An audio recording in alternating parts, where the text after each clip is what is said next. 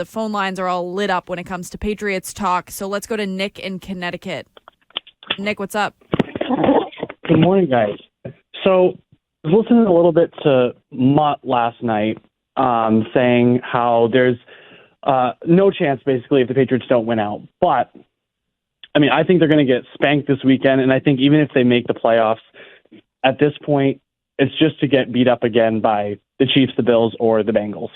But I really think the only way they can make it is somehow forcing a three-way tie at 9-8 with the Jets and the Dolphins, because inexplicably they could end up with a 5-1 divisional record in that scenario after losing this weekend. But the worst thing that could possibly happen is for the Bears to beat the Bills this weekend, because they need to bank on the Bills resting everyone in Week 18. Otherwise, they can't beat them. So that's what I got. Yeah, see, you know, I don't want to kind of get into like the popsicle headache of what tiebreakers and all that. It is, you have to, in order to have a legitimate chance, the Patriots have to win 2 out of their next 3. They're sitting there at 7 wins. You got to get to 9 wins. 9 might be able to get you in the back door, but you have to win 2 out of your next 3, and that's the question. Can they? Then if you win 2 out of your next 3, then it probably comes to a whole tiebreaker thing, but at least there's a chance with 9 wins. But resting all the Bills players, that's basically trying to say that they're not. That would be one of their wins. Yeah, but the Bills, I don't think that's going to be one of their wins. The likelihood of the Bills resting players is very, very slim because they sit there with the same record as the Kansas City Chiefs. But they have the tiebreaker. So if they win, if the Bills win their next 2 games. Right. Oh, yeah, if Kansas City stays. That's right. So Kansas City would need to drop a game over the next 2 for them to that's care. Yeah, right. So you can't Bad rest math, any players because you sit there at 11-3 at the Bills at the same record with the Kansas City Chiefs. And when you look at the Kansas City Chiefs, their remaining schedule, they got the Seahawks home, they got the Broncos at home, and then they go to the Raiders. Yeah, they ain't losing. Yeah. Right. So if you're the Buffalo Bills, you have no room for a slip up. You can't give up that. So, but just back to the Patriots. You're sitting there at 7 wins. You got 7 wins. The Jets got 7 wins, and Miami's got 8. And the Chargers got 8. You got to figure that in order at least to get in the conversation, you got to get to 9. Yeah. So. Also, can I pose a question? Would it be better for the Patriots to make the playoffs, or would it be better for them to lose the next 3 games and theoretically get a top 10 draft pick? Like at 7-10, you get a pick in the top 10 of this year's NFL draft. Well, that's good. That will go down to whether or not you think that they can actually compete if they make the playoffs. Well, that's which I don't think they can. Right, that's Shine, but that's a really good one right there. You probably are not going to get. You're not going to be able to blow for Bryce, Big Jack. I believe me, I'd love to do that, but you might be able, if you're in the top 10, gives you a little flexibility to maybe move up a little bit from. It's much easier to go from 10 to 5 than it is to say go from 15 to 10 or 15 to 9. So I don't know, Shane. That's a good one. I don't think anybody has brought that up. What would you rather? I would rather. I mean, I would. You know me, I want the better draft pick. Like I don't think I think even if you're getting in the playoffs right now, if you were to get into the playoffs somehow as the 7th seed, you draw the Kansas City Chiefs or the Buffalo Bills, presumably, which means just certain destruction in the first round anyways.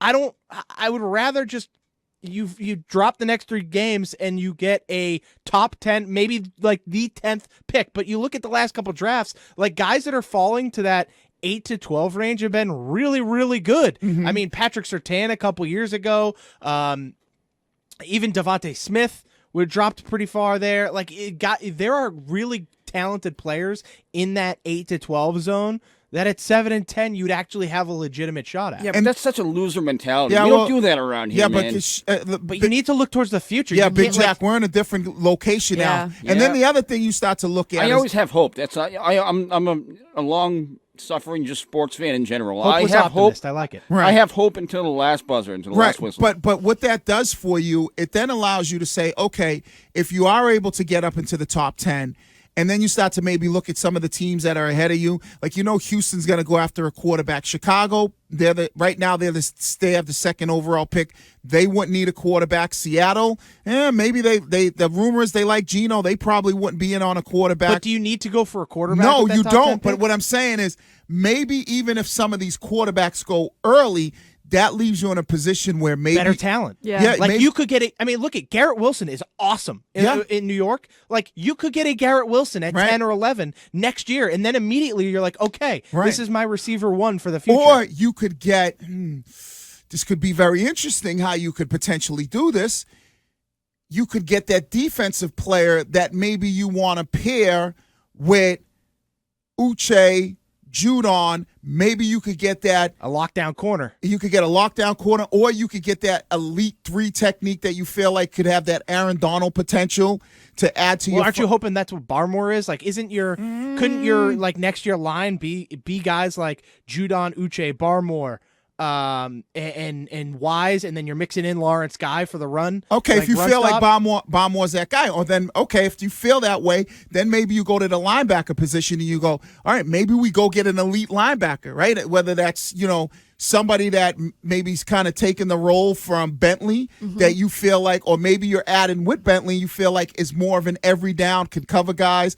Or like you said, Shine, maybe you go to look for the elite corner. Maybe it's the wide receiver. There are a bunch of things if you're in that top 10, or even if you're at 10, maybe you want to go up to 7 to get that guy. So that's what the being in the top 10 allows you. And Shine, that's a great point if you think about losing your next 3 to get up to 10. You might not have to blow it for yourselves either. It might just happen naturally. Here's Jeff in New Jersey. Jeff, there we go. Me? Yep. Hey guys, how are you? Good. How are you? I'm doing very good, thank you. Listen, I just wanted to chime in a little bit. I'm down from Jersey. I've often called, and I'm big Brady fan. I've always, and I think a lot of the discussion with Belichick and the development of Mac and everything in this year's struggles is kind of an extension of the was it Brady, was it Belichick kind of argument. And I've always kind of been on the Brady side of things, but I think in all fairness to Belichick, and I'm a little bit of a historian. Like if you look back to one thing about football, Wiggy, is that the game has always developed over the decades. So in the late 70s, when they changed the pass interference rules, making a more wide open game, this has gone on for all those decades up until today. And one thing you saw from that point to today is that the teams that are always competing, winning Super Bowls, being right there, 9 times out of 10 are teams that have elite quarterbacks. Now, you can't fault Belichick for the fact that it's not his fault that he had the greatest quarterback of all time, especially since he had a lot of impact on that.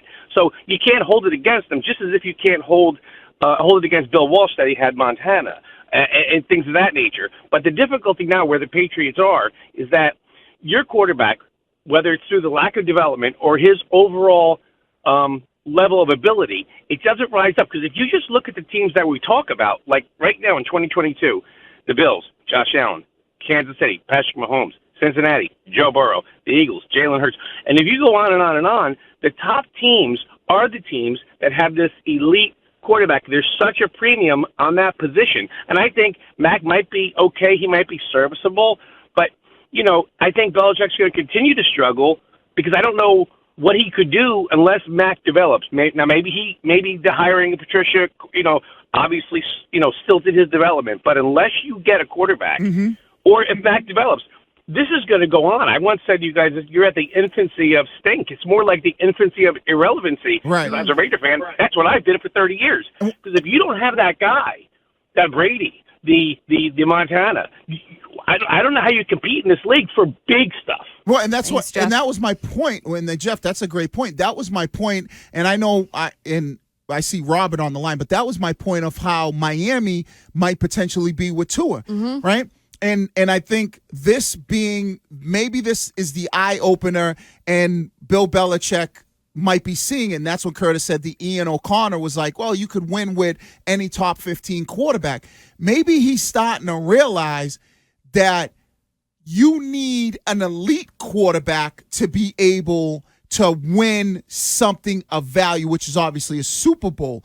And so when you look at that, Mac being a better than average quarterback, or even a Tua being a better than average quarterback, are those, even with talent around those guys, are they elevating you to a Super Bowl contender, or do you need the Joe Burrow, the Patrick Mahomes, the Josh Allen, the Lamar Jackson? Do you need the elite quarterback to put you over the hump? All right.